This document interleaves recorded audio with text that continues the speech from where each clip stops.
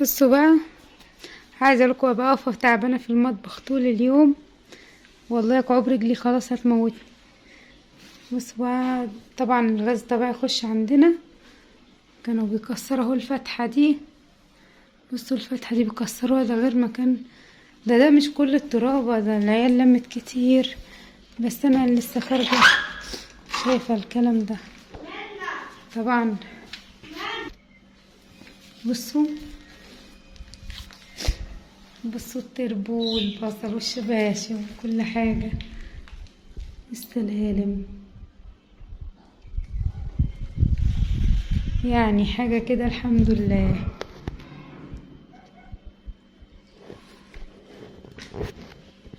زي ما انتم شايفين طبعا كل واحد بيكسر في شقته. هتلاقوا ده المنظر على طول كده. وهنا عاملين صوب اهو عشان يطلع منه المواسير. تشوفوا كده وكمان فوق اهو نفس الكلام. وده المنظر بتاع شقتي.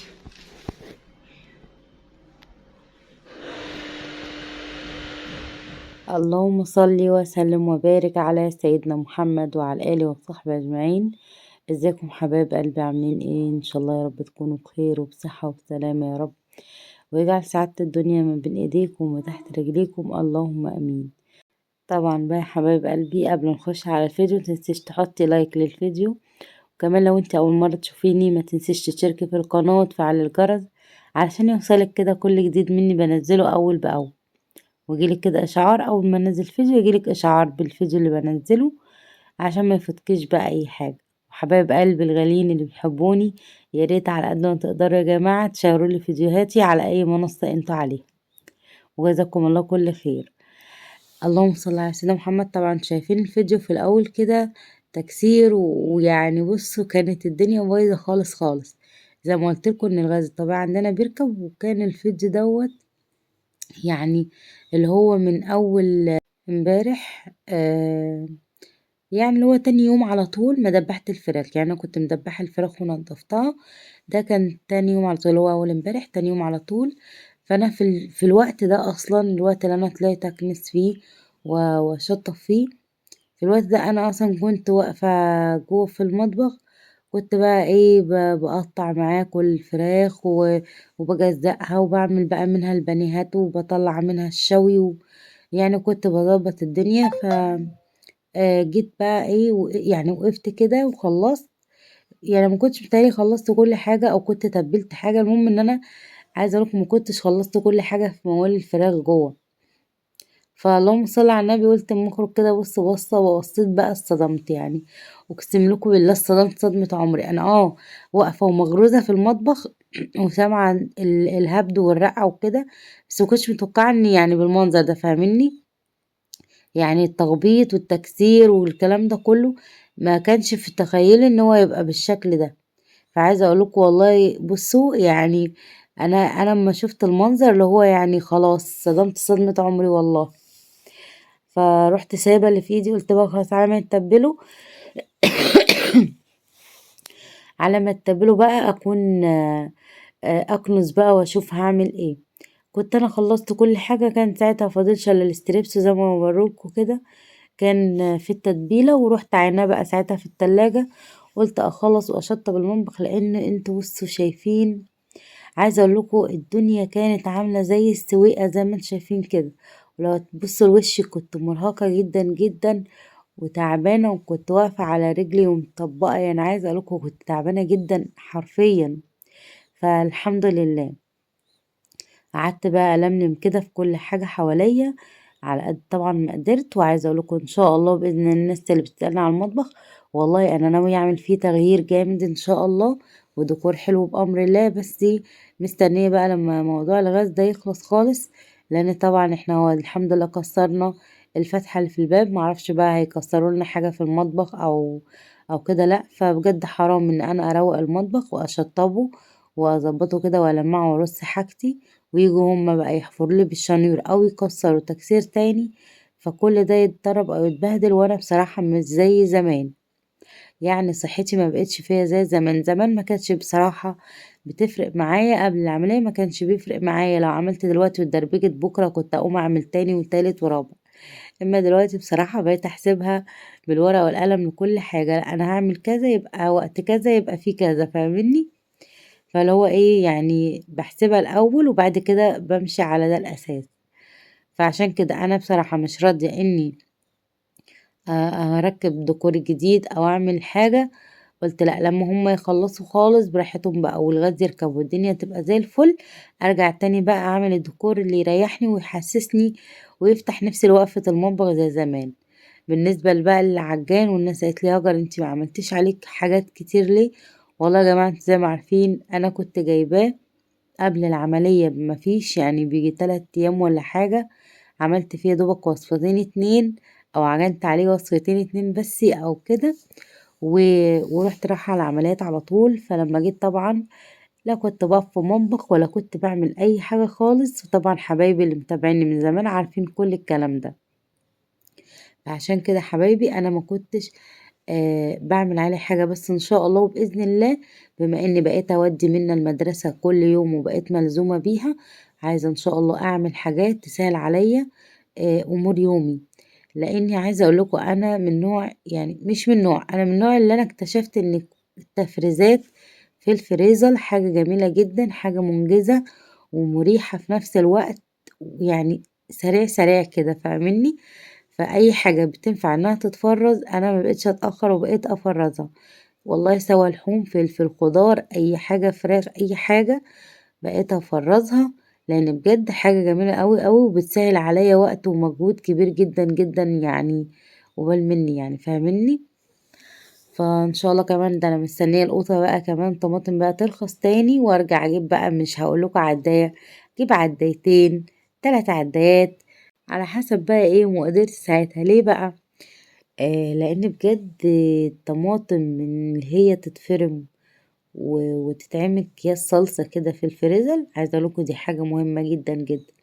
بس ان شاء الله باذن الله لما الطماطم ترخص كده واجيب لي كده كام عدد زي ما قلت لكم، مش هعينها كلها كصلصة يعني كده بس، لا هعمل منها برضو تفريزات تسهل عليا اموري واشخصها لكل حاجة. ان شاء الله بس كده سوا كده ايه يعني، مش هقول هعمل ايه بظروفها كده لحد ما تيجي، علشان ايه تبقوا عارفين وماشيين معايا خطوة بخطوة. وكمان يعني عايزة اقول لكم التفريزات دي تنفع للست العاملة اللي هي بتبقى مثلا بتشتغل يعني بره وكده ووقتها ضيق.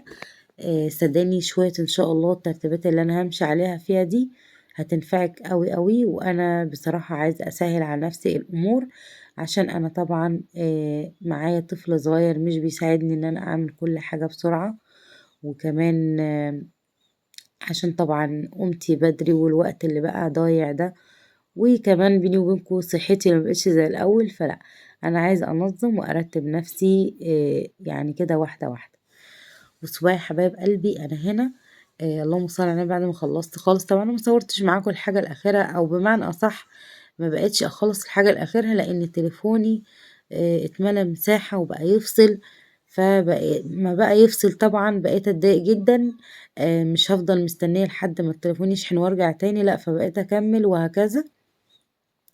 فسامحوني الفترة ديت لو يعني الأحداث كده مش خلصانة لآخرها. إن شاء الله وبإذن الله أظبط الدنيا وأظبط حالي ونرجع تاني بقى بانتظام مع بعض في كل شيء إن شاء الله. اللهم صل على سيدنا محمد. هنا بقى أنا كنت بقى قايمة من بدري في اليوم ده بودي من المدرسة، وطبعا زي ما انتوا عارفين أنا بجيب برسيم للفراخ والحاجات زي كده عشان أخرطها وكده. ففي اليوم دوت وديت من المدرسة ولقيت راجل كده بقى مقابلني بعربية كارو معاه برسيم ومعاه الليفت ده. وانا بصراحة بعشق ليفت البرسيم، يعني الليفت اللي هو بيطلع مع البرسيم ده بيتزرع مع البرسيم، انا بحبه جدا. حماتي دايما تقولي بيبقى حلو وجميل. المهم بقى رحت بقى جبت كده 5 كيلو بس كان بالعرش بتاعه كان بالورق بتاعه. وعايزة اقولكوا بقى عملت غلطة انا ندمانة عليها ندم عمري. انا كنت افتكر زمان قوي قوي ان امي يعني حشت ورق اللفت دوت كذا مرة، بس طبعا مش فاكرة لا فاكرة ليه احداث ولا طعم ولا الكلام ده. فالمهم جبت بقى ايه اللفت منه بعرشه، وكمان كان معاه شوية عرش. فقلت له يا عم ادهم عشان انا عايزه اعمله محشي. قال لي يا سلام، ده انت ايه تأمره كده، على ان اصلا معاه كان كتير، وكان العرش معاه كتير وكان بيودي يرميه يعني، فاهمني. فالمهم انا خدته بقى، العرش ده اقصد يعني اللي هو الورق بتاع اللفت. فاخدت منه بقى ال5 كيلو لفت، طلعت منهم بقى الورق بتاعي بقى بالعرش اللي هو فيه كده، وكمان على شوية اللي اخدتهم منه. قلت ايه، قلت ان شاء الله اطلع منهم بقى شوية للمحشي، اللي انا عايزة الورق النظيفة كده للمحشي، واللي هيفيده ومش عاجبني هخرطه بقى واحطه للفراخ. فطبعا زي ما انتم شايفين انا ساعتها كده كنت خلاص نضفت اللفت وسردته، واخدت العرش طبعا، طلعت شوية ورق محترمين، وقلت بقى اعمل معاكم بقى مخلل اللفت بما ان احنا بنعشقه. كمان بعت بقى لحماتي، خدت منها بنجرايه، لان هي عندها كان بنجر كده على طول حاطاه في الفريزر. فسبحان الله هي بتنفعني في وسط الزنقات دي، لما بكون بعمل لفت وما لاقيش بنجر في السوق بنزل اخد منها واحده. فالمهم بقى خدت منها واحده كده، حطيت ايه حوالي نصها وعينت نصها. وكمان بقى سلقت ورق اللفت. عايزه اقول لكم طبعا محمد قاعد يقول لي لا ده مش هيبقى حلو مش عارف ايه. لو بعد ما سلقته رحت، يعني عايزه اقول لكم طلعته الفراخ، بس اخدت منه كام ورقه كده، ها، واخدين بالكم، اخدت منه كده كام ورقه وعملتهم مع محشي الكرنب من اللي انا مفرزاه. عايزه اقول لكم اقسم بالله انا حزنت، عايزه اقول لكم دايب وعامل زي الزبده كده وانتوا بتاكلوه، فحلو قوي قوي. فلو قدامك ورق لفت وانت جايبه لفت وعايزه تعمليه محشي، ما تتردديش يعني بص، ولا ترجعي ابدا في قرارك، اعمليه اعمليه. انا عن نفسي لو شفت حد تاني معاه ورق لفت، يعني انا هشتريه منه، عارفين يعني هشتري منه عشان اعمله محشي. فعايزه اقول لكم بجد طعمه كان جميل جدا جدا، صابعين انا وهو كنا بنتخانق عليهم. فبقيت اقول له مش ده اللي انت قلت لي ارميه، حرام عليك حطيته للفراخ، والله انا بجد كنت زعلانه. فالمشكلة أصلا لما باجي ألاقي لفت تحت في الشوارع بلاقيه متقرمع، فمش سهل خالص إن أنا ألاقي اللي هو بعرشه زي ما كان الراجل جايبه كده. فإن شاء الله بإذن الله عايزة لو شفت الراجل ده تاني أقول له يا عم يعني لو عندك لفت تاني وكده أنا أجيب، لأن أنا عايزة أقول لكم برضو أنا بحب في مخلل اللفت أوي أوي. فمش مشكلة، ما عنديش مشكلة أشتري 5 كيلو تاني وأخللهم عشان أخد الورق بتاعهم وأعمله محشي، فاهماني. فاللهم صل على سيدنا محمد، كده كده يعني مش هيخسروا، لان احنا بنحب زي ما قلت لكم نخلي اللفت. عايزه اقول لكم خلي اللفت اللي انا خليته، يعني عايزه اقول لكم كلنا منه بعد 3 ايام طعمه تحفه تحفه تحفه بجد. بصوا بقى يا حبايبي، دي كان كده بقى نهايه اليوم. عملت لهم بقى صينيه المكرونه القمر دي. عايزه اقول لكم الصينيه دي بصي مقتصده فيها على قد ما اقدر، عاملاها باقل من ربع كيلو لحمه. يعني عايزة اقول لكم يعني بسم الله ما شاء الله كان طعمها جميل جدا جدا، وكلنا اتعشينا منها وانبسطنا اخر انبساط. ده كان فيديو النهارده حبايب قلبي، اتمنى يكون عجبكم، واشوفكم على خير ان شاء الله في فيديو جديد، والسلام عليكم.